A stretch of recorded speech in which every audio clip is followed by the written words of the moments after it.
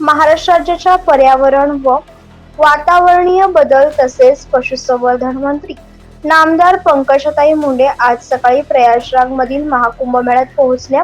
यावेळी त्यांनी आई प्रज्ञाताई मुंडे यांच्यासह त्रिवेणी संगमात पवित्र स्नान केले। प्रयागराज येथील घाटावर जाऊन त्यांनी संगमात आस्थेची पवित्र डुबकी घेतली। प्रयागराज मधील कुंभमेळ्यात नामदार पंकजाताई व त्यांनी आई प्रज्ञाताई मुंडे यांच्यासह त्रिवेणीच्या संगमात पवित्र स्नान केले।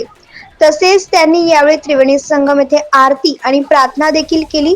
अद्भुत आणि अद्वितीय अनुभव असे मत पंकजाताई यांनी व्यक्त केले।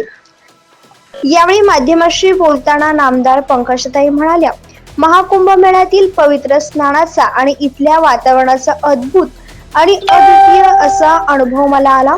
2027 मध्ये नाशिक येथे होणाऱ्या महाकुंभ मेळ्याची तयारी कशी करता येईल याचा अभ्यासही आम्ही इथे केला।